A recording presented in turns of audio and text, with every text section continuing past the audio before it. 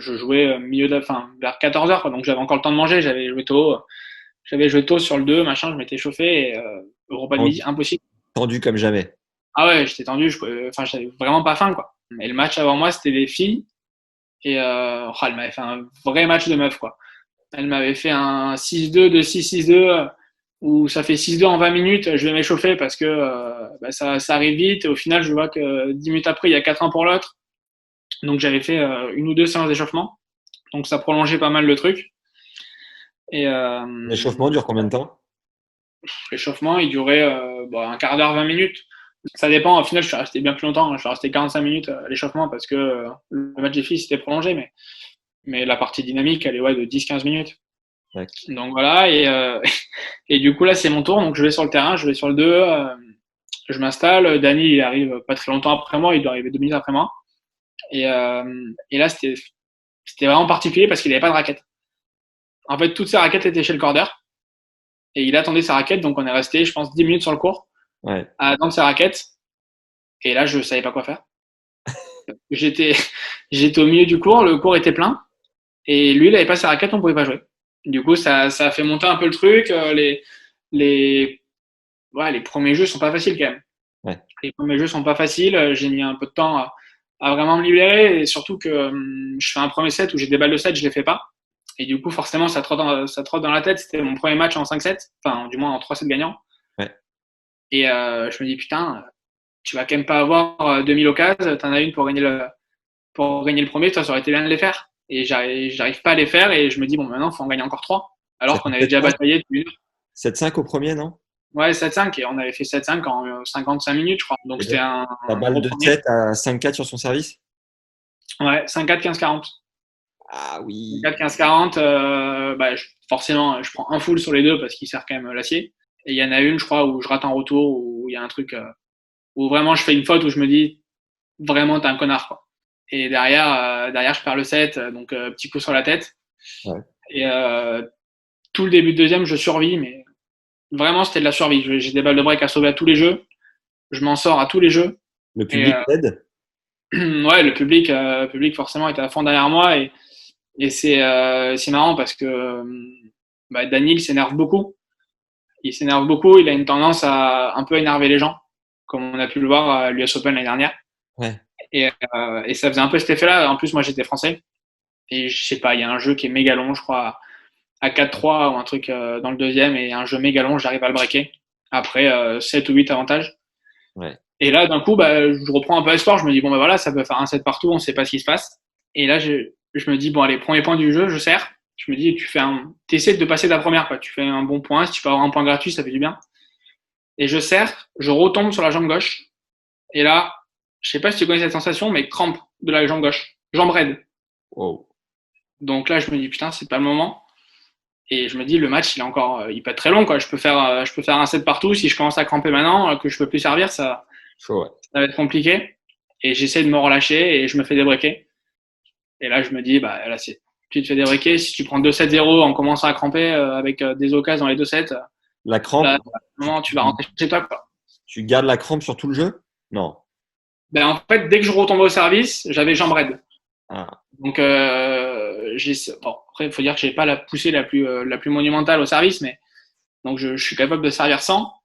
Et, euh, et je sais pas si ça s'est trop marqué à l'image, mais au final, quand tu crampes d'une zone et que tu essayes de l'esquiver un petit peu, ça te prend partout ailleurs. Du coup, ça prenait au mollet, adducteur, ça compensait partout. Et je suis arrivé en fin de set, j'étais vraiment pas bien.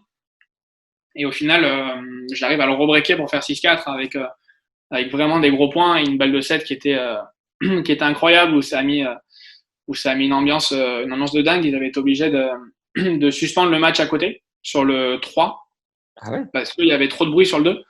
Sur ce moment-là, il y avait l'arbitre qui intervenait, qui disait calmez-vous, les joueurs ne peuvent pas jouer ici, machin.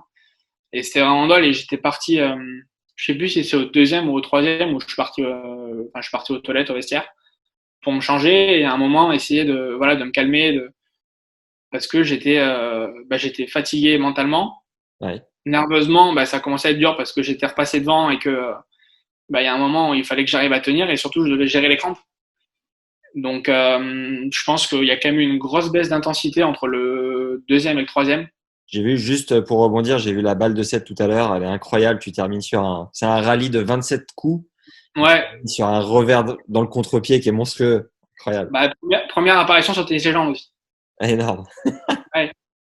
Donc voilà, j'ai essayé de me calmer parce que derrière, il fallait absolument que j'arrive à me gérer pour ne pas faire crampe générale sur le court, quoi. Ouais. Parce que là, c'était terminé. Donc, il y a eu grosse baisse d'intensité. Au final, je me suis dit, bah, écoute, essaye juste de mettre la balle dans le court quand tu peux. Tu fais 80% de kick au service et tu vois ce qui se passe. Et j'avais pas vu que lui, il était pas bien non plus. Honnêtement, j'avais pas du tout vu qu'il avait mal, qu'il avait des crampes dans le bras et aux jambes. Je savais pas. Et, euh, et je pense que lui ne savait pas que j'en avais non plus. Et donc, c'était quoi? C'était tension plus durée et intensité du match qui faisait que. Ouais, parce on avait fait les deux premiers sets avaient duré quasiment 2 heures déjà. Ouais. Et on avait pas mal envoyé. Et pour moi, en premier Roland, si tu veux, je jouais tous les points à fond, quoi. J'avais pas cette gestion des points où sur certains jeux, je laissais passer 2 points quand j'étais à 30-0. Là, je jouais tous les points à fond. Lui, il a quand même un jeu où il te fait pas mal courir. Et moi, je faisais l'essuie-glace sans arrêt. Donc, à un moment, j'étais rôti. Et du fait, j'étais tellement concentré sur moi pour pas cramper et vraiment garder le contrôle que j'ai pas vu que lui était pas bien. Ouais. Et au final, quand il abandonne le quatrième, ça a été, enfin, je comprenais pas ce qui se passait, quoi. Je comprenais pas ce qui se passait et d'un coup, je m'approche au filet et il me dit j'arrête. Et là, Et il est moche je me dis presque, bah, ce abandon, non? ouais, mais honnêtement, sur le coup, tu penses pas. Ouais, tu m'étonnes. Sur le coup, j'y pense pas. Sur le coup, je sais pas quoi faire parce que je comprends pas, quoi. Enfin, j'étais tellement dans le match et dans l'idée de, vu que j'avais le break au quatrième, de juste tenir mon service, Ouais. que d'un coup, je sais pas quoi faire. Je me retrouve à avoir gagné le match. Je lui serre la main, je serre la main de l'arbitre, je suis au milieu du cours. Qu'est-ce que je fais, quoi? Mets-toi à genoux, putain. Non, mais et du coup, j'ai eu enfin, il y a eu un instant où vraiment je ne savais pas quoi faire. Ok. Donc je suis allé voir les gens qui étaient dans la box. J'étais méga content. Mais sur le coup, ça fait bizarre parce que, ouais, au final, dans ma tête, le match n'était pas fini, quoi. Ouais. J'ai pas eu le temps de, j'ai pas eu le temps de voir arriver la fin. Et du coup, c'est peut-être pas plus mal parce que j'aurais peut-être mouillé à la fin si j'avais servi pour le match ou des trucs comme ça. Mais j'ai pas eu cette étape-là. Du coup, c'était vraiment bizarre sur le coup.